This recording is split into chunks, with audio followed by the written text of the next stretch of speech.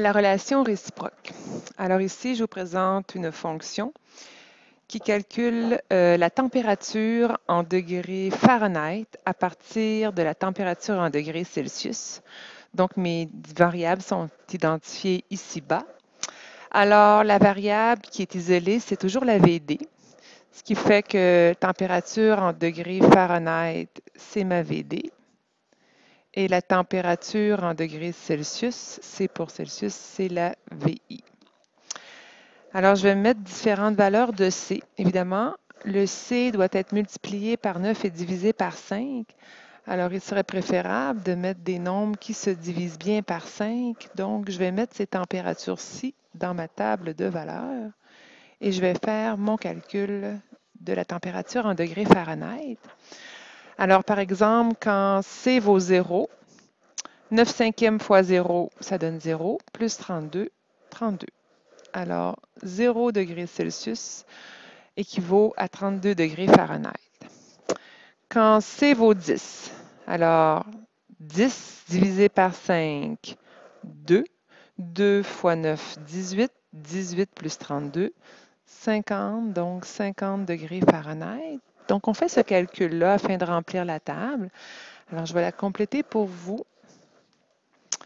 Alors, moins 20 degrés Celsius est égal à moins 4 degrés Fahrenheit et moins 10 degrés Celsius, 14 Fahrenheit. Donc, maintenant, si je veux que VI et VD changent de rôle, alors ici, comme on le dit, ça calcule un degré Fahrenheit à partir de degrés Celsius. Alors, si je veux que VI et VD changent de rôle, je dois isoler ma nouvelle VD, c'est-à-dire degrés Celsius. Alors, pour ça, je vais enlever 32 de chaque côté. Donc, il va rester 9 cinquièmes fois C à droite. Et je vais multiplier par l'inverse de 9 cinquièmes, donc 5 neuvièmes d'un bord, il va rester C. 5 neuvièmes de l'autre, il va rester 5 neuvièmes de Fahrenheit moins 32. Alors ici, cette nouvelle règle que je vais écrire vient convertir des degrés Fahrenheit en degrés Celsius. Dans cette règle-ci, Fahrenheit, degrés Fahrenheit, c'est ma VI et la VD, c'est la température en degrés Celsius. Alors, si je reprenais tous mes degrés Fahrenheit de mon tableau juste avant, alors moins 4 Fahrenheit, 14, 32, 50 et 68, et je vais faire un calcul ou deux pour mes degrés Celsius. Alors, je vais prendre par exemple 32, 32 degrés Fahrenheit. Alors, j'utilise ma règle. 32 moins 32, ça fait 0. 0 fois 5 neuvièmes, ça fait 0. Donc, 32 degrés Fahrenheit équivaut à 0 degrés Celsius. Je vais faire un autre calcul. Mettons que je prends Fahrenheit, donc moins 4 Fahrenheit. Je mets ça dans ma deuxième règle. Moins 4 moins 32, ça fait moins 36. Moins 36 divisé par 9, ça fait moins 4. Puis moins 4 fois 5, ça fait moins 20 degrés Celsius. Donc, on s'aperçoit dans le fond qu'en faisant les calculs, on va obtenir exactement la première ligne de notre premier tableau.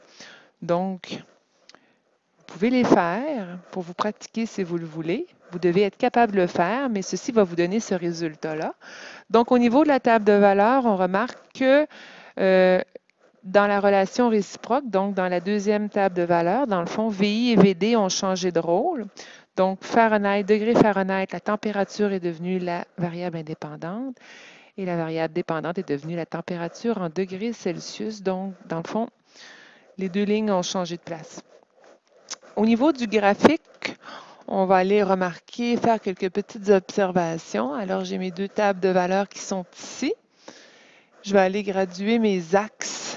Alors, mon axe des X, je vais le graduer par bond de 5. Donc, à toutes les deux bonds, à les deux petites cases plutôt, je vais écrire 10, 20, 30, 40 et 50.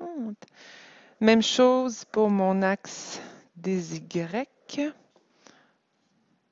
10, 20, 30, 40 et 50. Donc, je vais faire ma première table de valeurs où ma VI, c'est la température en degrés Celsius et ma VD, c'est la température en degrés Fahrenheit.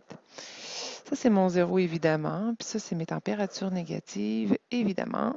Alors, ça fait beaucoup de choses à écrire autour de l'origine. Alors, je vais venir placer mes points de ma première table de valeurs. Alors, quand x vaut moins 20, y vaut moins 4. Donc, c'est un point qui se trouve environ ici. Moins 10, 14. Moins 10, 14, il est environ ici. 0, 32 environ ici. 10, 50 environ ici. Alors, si je viens faire la droite, ça me donnera une droite qui va passer par ici, comme cela.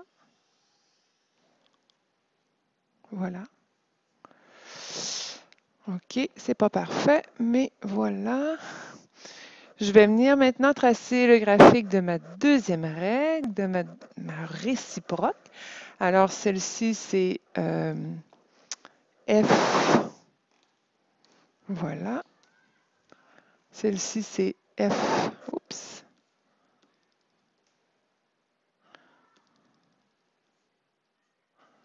Alors, je vais mettre mon crayon ici. F, bon, est égal à 9 cinquièmes C plus 32. OK. La deuxième table de valeurs, donc, sa réciproque. Les points seront moins 4, moins 20. Ça donne environ ici.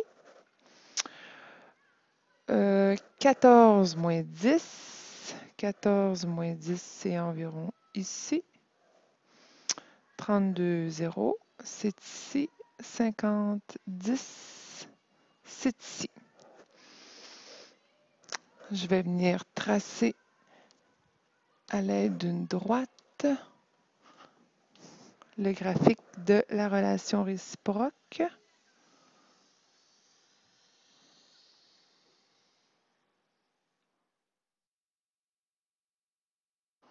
OK. Ça va me donner environ